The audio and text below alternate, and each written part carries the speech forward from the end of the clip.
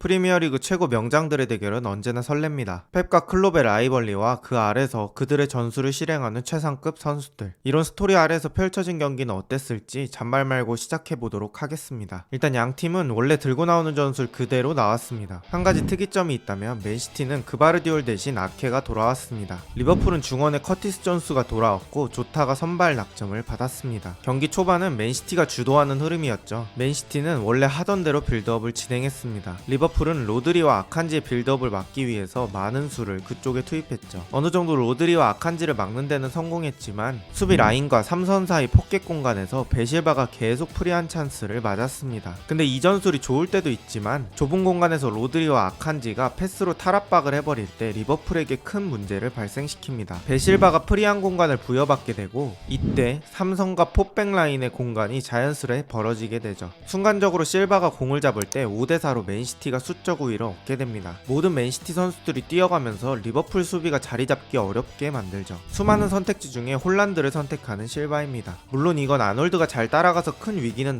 넘겼습니다만 아칸지가 제 역할만 잘 해낸다면 인버티드 센터백은 시티에게 많은 이득을 가져다 줄 수 있습니다. 전반 맨시티는 리버풀이 공을 돌리는 골을 못 봤습니다. 그냥 라인 올리고 계속적으로 전방 압박을 아주 타이트하게 시도했습니다. 여기서 가끔씩 알리송의 킹 미스가 나오기도 했습니다. 그래서 리버풀은 패스로 맨시티의 전방 압박을 풀어나가는데 어려움이 있으니까 살라를 통해서 해법을 찾으려고 시도합니다. 살라를 터치라인 쪽에 바짝 붙여놓고 수비하다가 그냥 롱킥으로 내줘요. 만약에 살라가 공을 받아서 컨트롤만 한다면 소수 대 소수 싸움이 가능합니다. 중원에 수많은 맨시티 선수들을 전장에서 이탈시키는 그림이 나오니까요. 근데 이것도 쉽지 않았던 게 아케가 공격 가담을 최대한 자제하고 살라를 맨마킹하는데 생각보다는 잘 막아냈어요. 아케가 아예 살라를 숨도 못 쉬게 할 필요는 없고 지연만 해줘도 1인분은 하는 거니까요. 리버풀이 모처럼 만에 공을 가지고 올라왔습니다. 이때 좀 특징적인 장면이 나타납니다. 센터백들이 공을 가지고 높은 위치까지 전진하는 장면이 나와요. 마티뿐만 아니라 반다이크도 이런 모습이 있었거든요.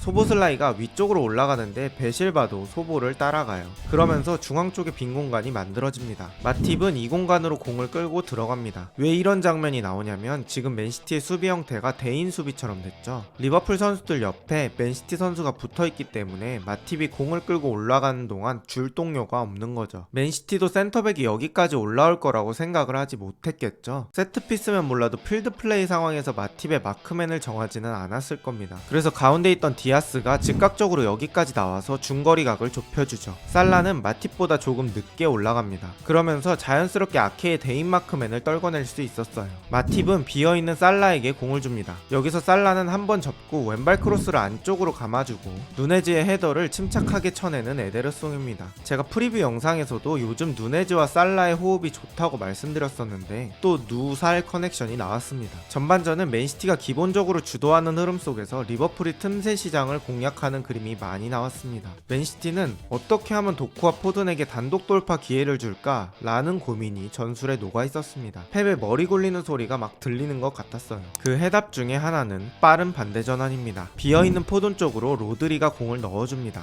포든이 따라오는 워커에게 공을 주고 워커가 반대편 도쿠에게 전환해줍니다. 이후에도 설명드리겠지만 오늘 맨시티 선수들은 공 잡으면 거의 도쿠만 찾았습니다. 도쿠의 아이솔레이션을 적극 주문한 펩입니다. 그리고 경기의 균형은 알리송의 킥미스를 시작으로 깨집니다. 알리송이 빠른 역습을 위해 몸을 눕히면서 킥을 하려다가 공이 전진하지 못하고 하늘로 떠버립니다. 빨랫줄 같은 킥을 노리고 찬 것 같았는데 현실은 풍선킥입니다. 이 공을 아케가 잡고 두 명 사이 공간을 뚫고 전진합니다. 사실 아케가 잘한 것도 맞지만 소보와 아놀드의 대인 수비가 조금 아쉬웠습니다. 이렇게 뚫린 순간 마팀은 실질적으로 두 명을 신경 써야 하는 상황이 됐죠. 다른 선수도 각자 신경을 쓸 선수들이 있어서 적극적으로 마팁을 도와줄 수 없었습니다. 그래서 아케가 어떤 액션을 취하기 전까지 마팁은 홀란드한테 미리 뭘 할 수 없었어요. 이 상황에서 아케가 홀란드에게 공을 내줍니다. 홀란드가 오른발 한번 왼발 한번 터치로 슈팅각을 예쁘게 만듭니다. 월드클래스 공격수는 이 퍼스트 터치를 보면 구분 가능합니다. 왜 비싼 공격수를 사는지 알 수 있는 장면입니다. 연계형, 타겟형, 침투형 뭐 여러가지 공격수가 많지만 그중 최고는 득점형 공격수입니다. 공격수는 골 많이 넣는 게 뭐니뭐니 해도 최고의 가치입니다. 홀란드는 여기서 반대편으로 깔끔하게 깔아차며 1대0을 만드는 득점을 합니다. 맨시티가 주도하는 경기는 했지만 리버풀의 역습 퀄리티를 무시할 수 없습니다. 리버풀의 후방엔 반다이크, 아놀드처럼 킥 좋은 선수들이 있기 때문이죠. 맨시티가 이렇게 올려놓고 공격할 때 아놀드의 롱킥이 코너킥이 성공되면 순간적으로 이렇게 3대3 상황을 맞이할 수 있습니다. 물론 여기서 이렇다 할 장면이 나오지는 못했지만 리버풀도 어느 정도 힌트를 얻은 장면이 되었습니다. 전반은 이렇게 1대0으로 마무리되고 경기는 후반으로 흘러갑니다. 리버풀이 역습 시 강한 공격진을 가지고 있는 것처럼 맨시티도 그렇습니다. 코너킥 이후에 서로 왔다 갔다 하다가 연결된 공격 상황이라 리버풀은 맥알리스터와 아놀드밖에 수비가 없었습니다.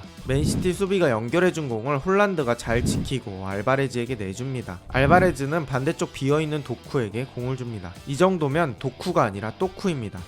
죄송합니다. 그 정도로 도쿠가 단독 돌파할 수 있는 상황을 많이 만들어준다는 뜻입니다. 저는 여기서 맥알리스터의 접근 거리가 애매하다고 봤습니다. 순간 속도는 당연히 도쿠가 빠르기 때문에 너무 가까이 붙기보단 조금 거리를 유지하면서 공격 지연을 하는 게 나았죠. 하지만 애매한 거리로 붙어버린 탓에 도쿠는 빠른 스피드로 치고 나갑니다. 여기서 도쿠는 알바레즈에게 내주고 알바레즈는 그대로 하늘 위로 공을 날려버립니다. 최소 유효 슈팅까지는 갔어야 하는 상황입니다. 아쉽습니다. 그리고 오늘 경기에서 도쿠는 정말 물건이라는 느낌을 계속 받고 있습니다. 맨시티가 주도하는 흐름 속에서 이번엔 리버풀이 누네즈까지 대동해서 좁은 간격으로 수비를 진행하고 있습니다. 근데 여기서 센터백 중에 한 명 워커를 뒷공간에 침투시킵니다. 맨시티 입장에선 3명의 센터백 중 2명만 남겨놓는 리스크 플레이를 한 거죠. 여기서 순간적으로 아놀드가 막아야 할 선수가 2명이 됩니다. 그럼 아놀드가 여기서 워커를 따라간다고 해도 문제인 게 포든이 프리한 상태가 됩니다. 이 장면처럼 포든이 프리한 상태가 되고 워커가 내줍니다. 포든이 슈팅을 하지만 반다이크가 몸으로 막아냅니다. 맨시티는 지속적으로 부분적인 수적 우위 상황을 계속 만들어내고 있습니다. 후반에도 누살 콤비네이션이 효과적인 장면을 보여줍니다. 수많은 맨시티 수비 사이에서 누네즈가 라인을 깨며 빈 공간으로 침투하고 살라는 그 공간으로 공을 밀어줍니다. 각도가 없긴 했지만 누네즈가 강력한 슈팅을 해냅니다. 여기서 에데르송이 공을 잘 세이브해내며 1대0 상황을 유지합니다. 리버풀의 공격적인 특징을 말씀드릴 때 항상 하는 말인데 소수의 공격진으로 최대의 결과를 얻어낼 줄 아는 리버풀입니다. 이번에도 또쿠입니다. 도쿠가 중심을 흔들면서 마팁을 이겨내고 안쪽으로 땅볼 패스를 넣어줍니다. 홀란드의 이 슈팅을 알리송과 반다이크가 합심해서 막아줍니다. 후반 끝으로 갈수록 이런 세이브의 중요성은 더 커지는데 이 세이브의 눈덩이가 굴러가기 시작합니다. 이 공을 디아즈까지 끌고 온 리버풀입니다. 여기서 디아즈가 가운데를 보면서 공을 넣어주는데 공이 좀 길었죠. 이 공을 살라가 뒤쪽까지 내려가서 받아줍니다.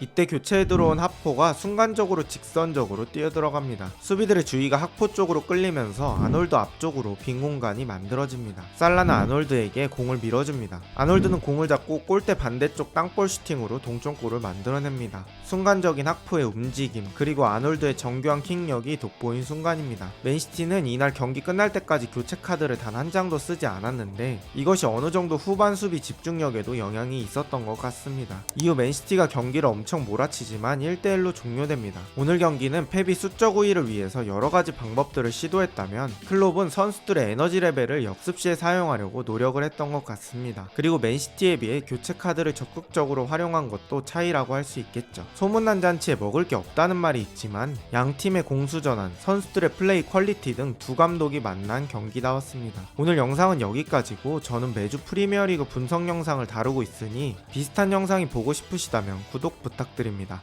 좋은 하루 되세요.